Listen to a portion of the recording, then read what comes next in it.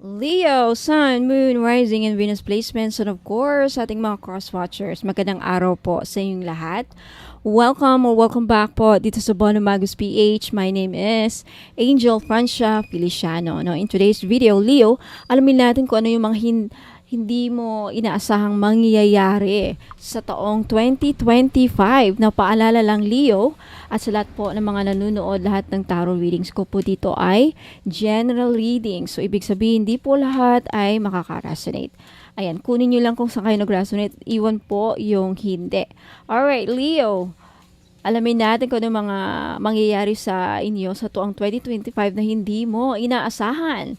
Okay, kukuha tayo ng ilang cards. Okay, ang dami ah. And, dito din sa isang oracle cards. Ayan. Mga mangyayari sa ating Leo sa taong 2025 na hindi nila inaasahan. Ayan. 1, 2, 3, 4. Okay, 4 lang. Kasi dami mo ng oracle cards. Ayan. So, Leo, first card, you have community. Okay, so Leo, sa taong 2025, mukhang makakahanap ka or mabibilong ka sa bagong komunidad. Ayan. Magiging part ka sa isang komunidad na magiging bagong karanasan para sa inyo. Ayan. Or makakatagpo ka ng community kung saan you feel welcome, you feel na finally you belong in that community. Kung saan ma-feel mo na tanggap ka, part ka of the family, part ka nila, parang ganun. Okay? Community. Next, energy, you have thoughts. Mukhang sa taong 2025, Leo, either meron kang taong laging laman ng iyong isipan or ikaw yung laman. Either ito ang mangyayari. Some of you, Leo, sa taong 2025, may makikilala ka or may specific person sa buhay mo na laging laman ng isipan mo.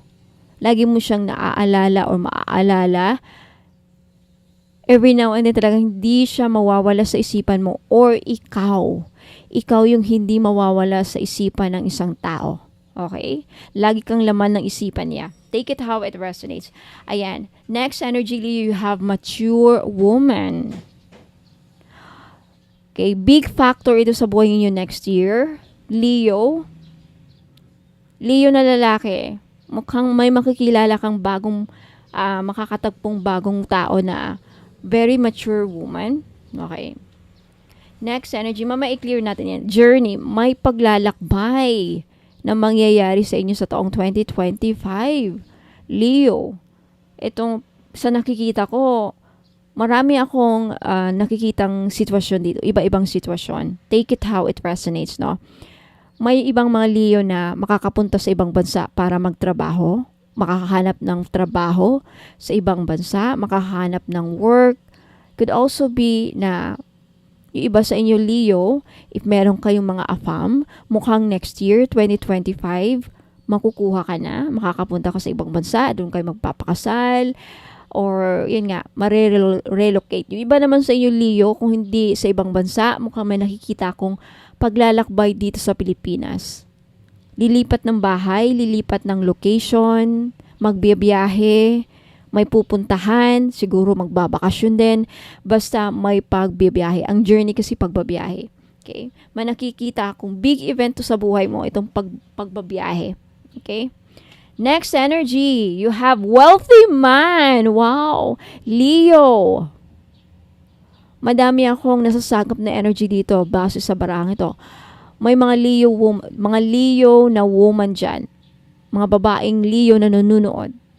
I think may makikilala ka sa taong 2025 na mayamang lalaki. This could be the AFAM na matagal nyo nang gustong makilala. Wow! Iniisip ka lagi ng taong ito, mayaman. Gusto ka sigurong dalhin sa bansa, sa kanila, no? And you have poverty. Sad to say, yung iba sa inyo, Leo, mamumulubi sa taong 2025. Wag naman sana, no? Okay, wag naman sana. Pero sad to say, lumabas dito sa hula, yung iba siguro sa inyo. Kaya mag-ingat sa mga gastusin. Mag-ingat, baka yung iba sa inyo mawalan ng trabaho, mabankrupt, malugi, baon sa utang, kaya mamumulubi. Ayan. Next energy, distant horizon. Talagang yung marami sa inyo Leo next year maglalakbay, magta-travel, or lilipat sa ibang bansa.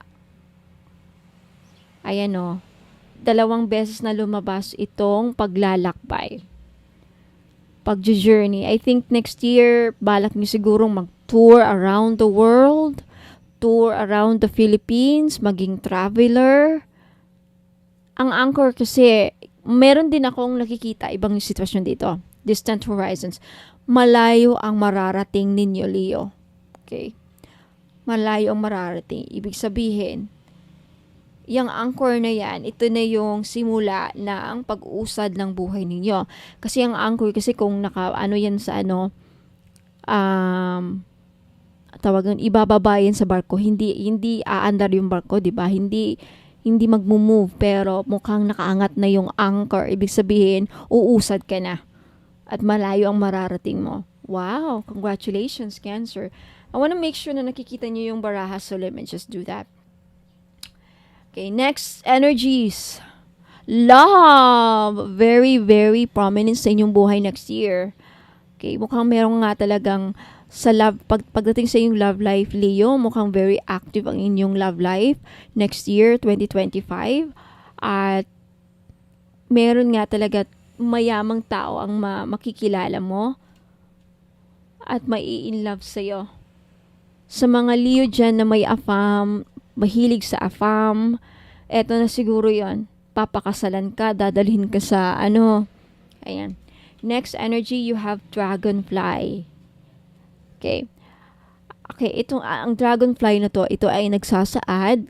Ang meaning nito, Leo, is mukhang merong dadalaw sa'yo. Dadalaw sa'yo na kamag-anak, parents na namatay, mama mo or papa mo or kapatid mo or maybe anak mo. Basta yung mahal nyo sa buhay na nasa kabilang, mga mahal nyo sa buhay na nawala na, namatay na, dadalawin kayo next year through ang kanilang magiging spirit animal is dragonfly. Kung next year may makita kayong dragonfly, dinadalaw kayo ng mahal nyo sa buhay. Lola, lolo, ayan. And it's also a sign that you are going through some spiritual transformation. What does it mean? Ang dragonfly kasi siguro kaya ka binisita ng inyong kamag-anak para may babala. Gusto kang, marami kasing dahilan kung bakit tayo binibisita ng ating mga mahal sa buhay na nawala na dito. Hindi na natin nakasama. Nasa kabilang buhay na. Nasa heaven na. No, the reason why babalik sila dito at siguro kakamustahin ka lang or may gusto magparamdam, gusto kang i-congratulate or gusto kang bigyan ng babala. Depende sa inyo, no? Ayan. World! Wow! Talagang malayo ang mararating mo, Leo. Malayo ang mararating mo. Mukhang maglalakbay ka nga talaga. Yung iba sa inyo makakapunta sa ibang bansa. For some reason. Either because makakilala ng afam, papakasalan ng afam, dadalhin ng afam sa kanilang bansa, or this could just be working visa. It doesn't have to be. Kung lalaki ka, may malaking posibilidad na seaman. Mga Leo dyan na may balak na magtrabaho sa cruise ship, sa barko. Mukha nga. May nakikita ako. Basta malayong mararating mo, Leo. Malayo ang mararating mo. Ayan. Maglalakbay kayo sa ibang bansa. Yan yung mga hindi mo inaasahan na mangyayari sa buhay mo. Hindi mo akalain na, hindi ko akalain na makakarating ako sa Italy, London, saang bansa. Hindi ko akalain na makakapunta ako dito. Hindi ko akalain na ito yung mga, kasi nga hindi mo inaasahan. Yung iba sa inyo makakaranas ng worry, pag-aalala. And ang moon kasi is gabay din. So, if may mga situation, Leo, sa inyong buhay next year na hindi mo alam ano ang gagawin mo, like hindi mo alam paano, how to move forward, how to move from that situation, always listen to your gut feelings and follow your inner guidance. Lagi mong pakinggan ang kutob mo kasi yan ang mag-guide sa inyo, okay, sa mga desisyon ninyo. Ayan. So, Leo, Sun, Moon, Rising, and Venus placements, yan po ang mga mangyayari sa inyo sa taong 2025 na hindi mo inaasahan. Okay? So, I hope magsilbing gabay po ito sa inyo.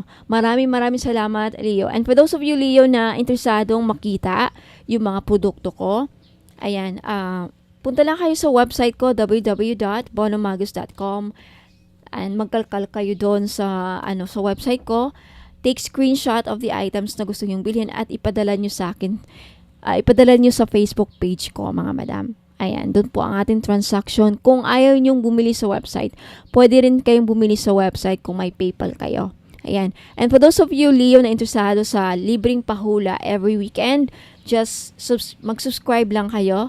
Ayan, para hindi nyo makalagtaan yung mga notifications. Maraming salamat, Leo. Let me know if nag-resonate to sa inyo itong reading na to. Don't forget to like this video if nagustuhan ninyo. And if you want to claim the good energies na rinig nyo dito, leave a comment down below. Maraming salamat, Leo. Ingat po and God bless. Huwag muna kayong alis kasi magbibigay po ako ng instructions for those of you na gusto malaman kung paano makapag-order sa akin dito. Paano bumili ng mga items. Thank you so much. Ingat po and God bless. Inaanayahan ko po kayo na mag-follow sa akin sa Facebook page. Ayan, sa mga interesado pong makita ang aking mga paninda, lahat ng mga pampaswerteng produkto na binibenta ko, makikita nyo po sa website ko. Okay? Paano po nyo mahanap ang aking website? Kung pupunta po kayo dito sa aking YouTube channel, sa homepage ko, makikita nyo po dito yung description ng aking YouTube. Ayan po. Pag i-click nyo yan, makikita nyo po yung description ng aking YouTube channel. Sa pinakababa po, nandyan po ang mga links ng aking website at Facebook page. And to make sure po na ako po ang napafollow ninyo sa Facebook page at hindi po yung gumagaya sa akin na scammer, mag-ingat po kasi may gumagaya po sa Facebook page ko. Pati profile pic ko, pati mga postings ko, pati lahat na ng mga pinopost ko, ginagaya, live selling, lahat na ginagaya. Pero hindi lang po nila magagaya yung mode of payment ko. Lagi ko po kayong papaalahanin na yung mode of payment ko po, 3 lamang po. Okay? GCash, CIMB Bank, at Maya Wallet. Wala po akong BDO, wala po akong BPI. Yung bank ko po, iisa lang. CIMB Bank lang po. At iisang pangalan lang po ang magre-receive ng inyong pambayad.